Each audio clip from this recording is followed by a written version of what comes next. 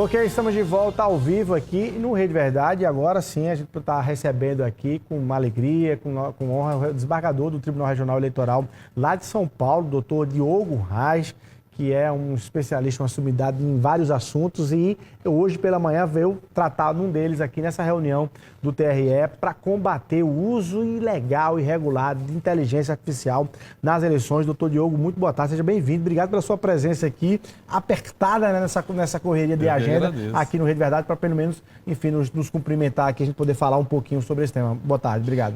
Eu que agradeço. Boa tarde, Luiz, boa tarde a todos. É um prazer enorme estar aqui, ainda mais num programa como esse, chamado Rede de Verdade. Bacana. Eu tenho pesquisado fake news já há muitos anos, então acho que não tinha lugar melhor. Que bom que eu tive a chance de ser convidado e estar aqui com vocês. Bacana. E você já participou do programa, porque no primeiro bloco a gente rodou uma matéria que o nosso Washington Luiz fez lá do evento. Já tem ali uma fala sua, mas em linhas gerais, o que você disse hoje para os magistrados, para os juízes da Paraíba? A gente tem alguma esperança e confiança de que, de fato, a Justiça Eleitoral possa correr atrás, né, dessa rapidez, dessa velocidade que são as fake news e o uso ilegal da inteligência artificial? Pois é, olha, o desafio é global, é gigante, e esse desafio já é um desafio que a gente está experimentando diversas ferramentas.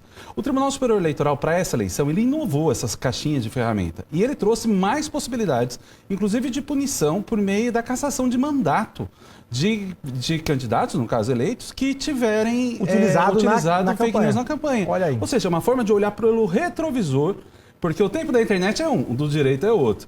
E aí a dificuldade que você tinha é que você, depois de apurado no direito, não tinha o que fazer, eram só as multas. Mas agora há o risco, inclusive, do cargo. Essa será a primeira eleição com isso. Olha aqui, primeiro alerta importante nisso. Fez fake news, fez deepfake agora, fez montagem na campanha, ninguém me pegou porque deu certo a fake news. Que se passar, passou. Fui eleito, mas se for responsabilizado, perde mandato. Pode acontecer, pode acontecer. Certo, e o Tribunal Superior Eleitoral tem orientado, inclusive, todos os tribunais regionais eleitorais com as resoluções, né, que são as normas, com bastante rigor. Eu acho que realmente o tribunal mostrou que vai atacar com toda a força o âmbito da desinformação online, buscando uma eleição e uma democracia mais sadia, porque afinal a desinformação, o fake news, ele atenta contra a nossa vontade mesmo como eleitor. Porque para a gente tomar uma decisão, a gente analisa o cenário, aplica a nossa fórmula de raciocínio, os nossos valores e sai o resultado que é a decisão. Se esse cenário é fantasioso, é mentiroso, essa decisão pode ser oposta ao que eu mesmo queria. Ou seja, é um problema da autonomia da sua vontade, da minha vontade, da sua vontade. De uma certa maneira, é como se a gente tivesse sequestrado a nossa liberdade de voto. Então é grave.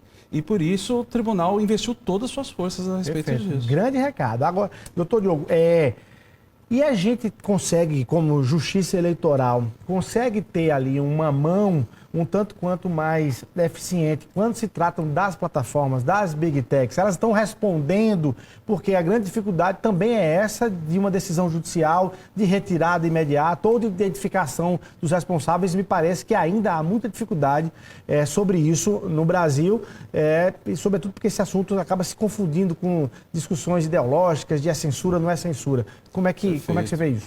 Não, perfeita colocação. Olha, as plataformas digitais têm aumentado o diálogo com a justiça no Brasil em diversos setores. No eleitoral, é talvez a justiça que lá mais tem dialogado.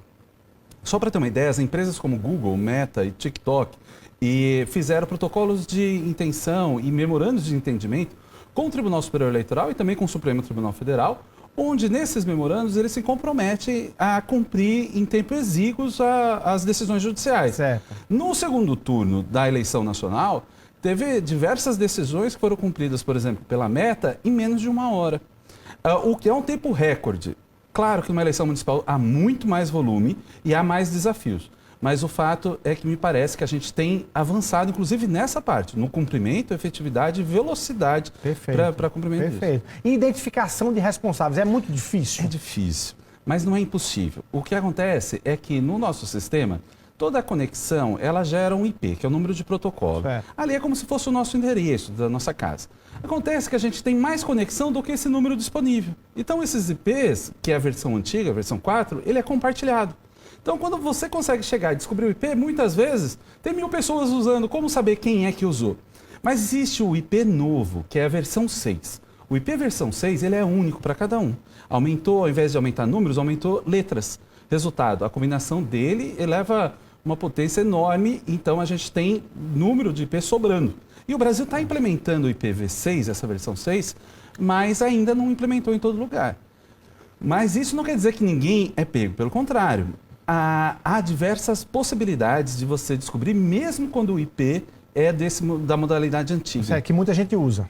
Exatamente, muita gente usa. Mas essa transformação, e de uma certa maneira, dá trabalho, porque afinal você tem diversos atores. Tem a rede social que tem que identificar o IP e eventualmente porta lógica. Aí, a partir disso, você tem que mandar para a operadora, por exemplo, para Claro, Vivo e tal, e ela manda para a operadora para saber quais os dados do assinante e depois volta aqui para o juiz para ter a triangulação. Então, não é simples mesmo, isso leva tempo. Mas é um desafio e é possível encontrar. Eu acho que isso é importante. No computador, muita gente se sente anônimo. Mas talvez seja o lugar que nós somos menos anônimos. Porque na rua, talvez você não saiba o meu nome, mas no computador tem como saber o seu IP. E aí é possível começar a trilha para te rastrear. E até seu comportamento, né? Sem dúvida. Doutor Diogo, os juízes da Paraíba saíram hoje com algumas orientações nesse sentido, mas também com armas, no bom sentido, com mecanismos para ajudar nas decisões. Lhe impressiona muito a quantidade de montagem, para não usar o nome de deepfake, de como elas são hoje com inteligência artificial, como elas são perfeitas hoje e realmente podem enganar. E o magistrado, por mais bem intencionado que seja, sem conseguir, é preciso mecanismos de fato para ajudar o magistrado a tomar uma decisão com base num conteúdo, porque ele impressiona na sua vivência a quantidade de material que chega, de uma veracidade aparente impressionante. Não, é assim em todo lugar, mas eu preciso dizer que o Tribunal Regional Eleitoral da Paraíba está inovando e avançando nesse ponto como poucos tribunais têm feito.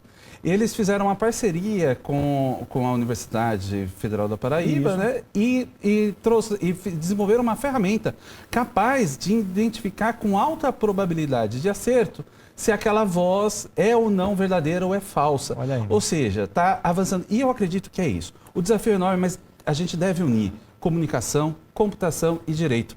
E nessa triangulação, as nossas chances de alcançar o resultado e combater a desinformação é muito maior. Eu acho que a gente tem feito isso.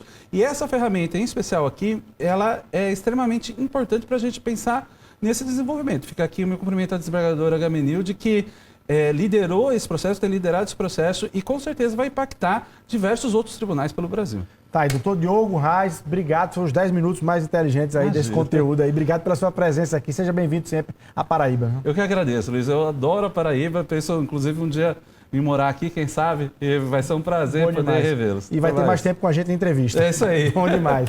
Bom, vamos ficando por aqui. Para você, um ótimo final de semana. Obrigado pela audiência. Até segunda-feira, se Deus quiser.